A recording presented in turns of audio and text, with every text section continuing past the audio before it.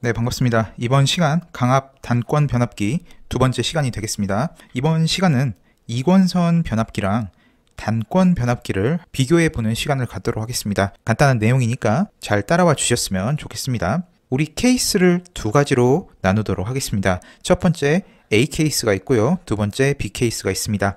A 케이스는 뭐냐면 이렇게 단상 변압기가 존재한다고 했을 때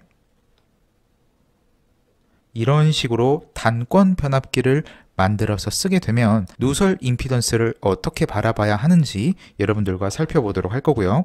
B 경우는 어떤 경우냐면 예를 들어서 우리가 이런 식으로 단권 변압기를 사용하고 있다고 가정을 해보겠습니다. 얘랑 대비해서 이쪽이 HV, 이쪽이 로우 볼티지가 될 텐데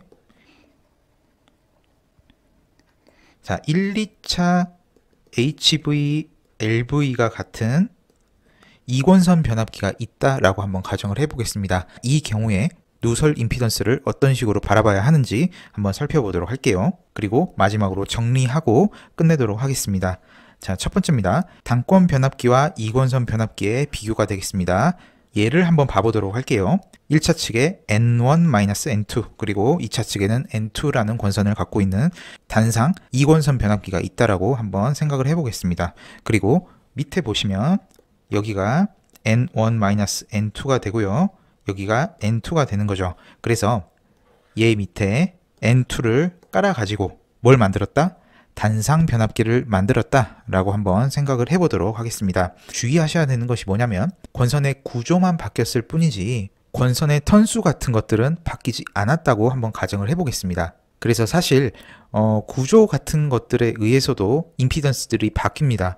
분석의 용이성을 위해서 책들에서 어떤 가정을 많이 하냐면 요 친구랑 요 친구랑 얘랑 턴수가 변함이 없죠. 자, 턴수가 변함이 없다는 것을 책에서 어떤 식으로 많이들 해석을 하냐면 임피던스 크기가 변하지 않는다 라는 해석을 하게 됩니다. 그렇게 간주하는 거예요. 그리고 철심의 면적이나 재료 같은 것들도 변하지 않는다 라는 가정을 하게 돼요. 그래서 누설 임피던스의 절대값은 같다라는 거죠.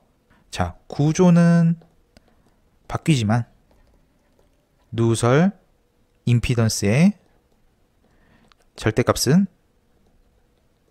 같다라는 거죠. 자, 얘를 단위법으로 한번 나타내 보도록 할게요. 자, 임피던스의 절대값에다가 기준 임피던스로 나눠주면 그게 바로 PU값이 되는 거죠. 그래서 이 친구를 올드라고 해서 단권 변압기로 변환되기 이전이기 때문에 제가 올드라는 표현을 썼습니다. 그래서 하첨자에 이런 식으로 올드를 붙여놨죠. 그리고 얘는 뭐가 되겠습니까? ZB 올드가 되겠죠. 얘가 되는 겁니다. 그래서 기준 전압을 이 친구로 두시길 권해드립니다. 얘는 곧 직렬 권선으로 쓰이는 애예요. 그래서 이러한 분석을 하실 때는 직렬 권선 쪽에 쓰이는 것을 기준으로 잡으시는 게 훨씬 편합니다. 그래서 기준 전압이 N1-N2 쪽 전압이 기준이 되고요. 얘랑 얘가 곱해져서 분자로 가게 되고 그리고 기준 용량은 N1-N2 전압에다가 N1-N2 전류를 곱한 값이 되겠죠. 그래서 나눠주고 나눠주면 기준 임피던스의 값은 얘가 된다라는 겁니다. 그리고 단권 변압기로 변화를 하게 되니까 제가 U라고 하는 하첨자를 이런 식으로 적어 놓았습니다. 얘는 기준 임피던스가 되는 거고요. 자, 기준 전압이 새롭게 바뀌는 거죠. 그래서 단권 변압기에서 기준 전압은 전압이 더 높은 쪽을 기준으로 해서 잡아주시는 것을 추천을 드립니다. 따라서 얘에 해당하는 전압은 이렇게 되는 거죠. 그리고 여기 권선에 해당하는 전압은 이렇게 되는 거죠. 그래서 얘랑 얘를 더한 것이 이 친구가 되고 제곱하니까 한 번 더 곱해줘야 되겠죠. 그래서 얘랑 얘가 분자로 오게 됩니다. 그리고 기준 용량을 한번 따져봐야 되겠죠. 자, 여기에 흐르는 전류는 여기에 흐르는 전류랑 같을 수밖에 없겠죠. 이유가 뭘까요? 기준을 전격으로 잡았다라고 하면 자, 여기 권선에 흐르는 전류값은 전격으로 정해진 거죠. 그러면 여기도 전류는 자, 여기서 흐르는 전류가 그대로 흘러야 되겠죠. 권선이 같기 때문에 흐르는 전류도 같아야 하는 겁니다. 따라서 기준 용량을 전격으로 잡았다고 했을 때 전압은 이 친구가 그대로 오게 되는 거고요. 자, 여기에 있는 전류 있죠.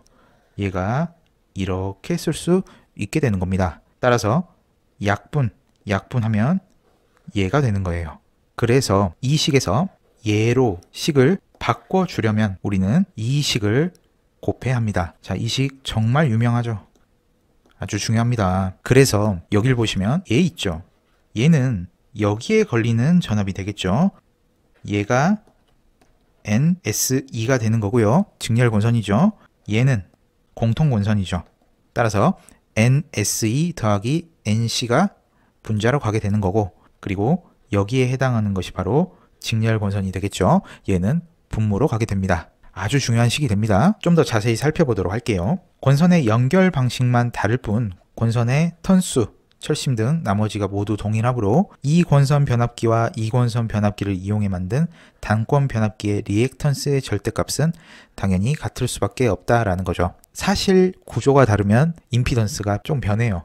그런데 같다라고 간주를 하는 겁니다. 그래서 절대값이 같으나 기준이 달라지는 거죠. 따라서 기준 임피던스를 바꿀 때 아까 살펴본 요 식 있죠. 얘를 쓰는 거예요. 분모에서 분모를 바꿀 때 얘를 곱하면 된다 라는 거죠. 예제를 한번 풀어보도록 하겠습니다. 20kV 암페어 480, 120V 단상 2권선 변압기의 저압측을 단권 변압기 2차 측으로 하여 강압 단권 변압기로 사용한다라는 거죠. 이때 단위 누설 임피던스를 한번 살펴보도록 하겠습니다. 여기에 설명한 변압기가 여기 있죠. 그래서 전격 전류가 2만 볼트 암페어에다가 480볼트로 나눠주면 41.67암페어가 나오는 거고요. 누설 임피던스의 절대값을 얘로 책에 있는 문제를 그대로 가져와 봤습니다. 기준값은 전격을 쓴다 라고 했을 때 480 제곱에다가 용량을 나눠주면 그게 바로 기준 임피던스가 됩니다. 따라서 얘를 계산을 했더니 0.0729 각도는 78도가 나오는 거죠. 그리고 오른쪽 한번 보도록 하겠습니다. 600V가 이런 식으로 걸리겠죠. 그리고 저압측을 단권 변압기 2차 측으로 한다고 했으니까 여기가 120V가 될 것입니다. 당연히 여기는 480V가 되겠죠. 그러면 여기에 흐르는 전류는 41.67A가 올 수밖에 없는 거죠. 전격이니까요. 따라서 단권 변압기에서 V1 곱하기 I1의 값은 단권 변압기의 새로운 전격 용량이 되는 거죠. 따라서 25,000V의 전격 용량을 갖게 됩니다. 누설 임피던스의 절대값은 0.84, 각도는 78도로 같고요.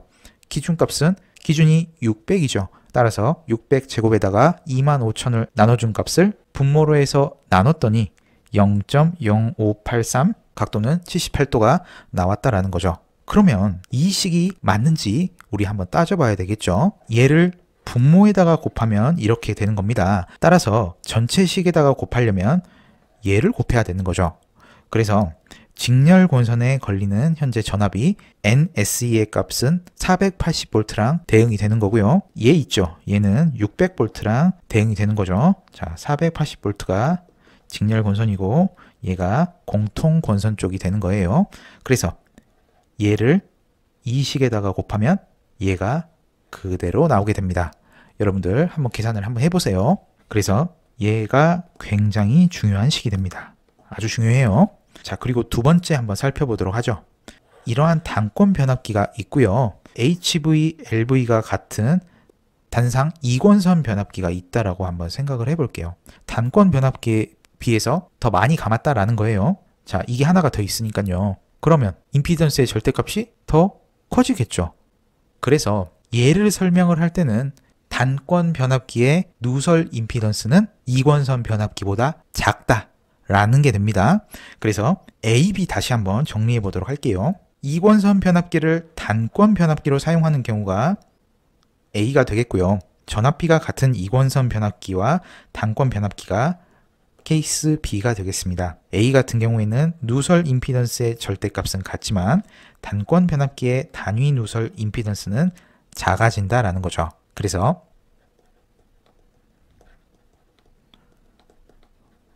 이거 있죠? 굉장히 중요한 식입니다. 그리고 누설 임피던스의 크기는 단권 변압기가 당연히 작겠죠. 당연한 거죠. 그래서 책에서 어떤 표현을 하는지 여러분들께서 잘 따져주셔야 합니다. 안 그러면 헷갈려요, 나중에. 그래서 얘네를 따져봤더니 장점이 뭐가 되겠습니까? 단권 변압기는 누설 임피던스가 작고 단위 누설 임피던스가 작죠. 따라서 전압 변동에 있어서 강점을 보이게 되는 거고요. 전압 변동이 덜 하다라는 겁니다. 우리 예전에 이런 거 배웠었죠. 퍼센트 임피던스가 작아지면 장점과 단점을 같이 갖게 되는 거죠. 장점은 전압 변동이 준다는 거고요.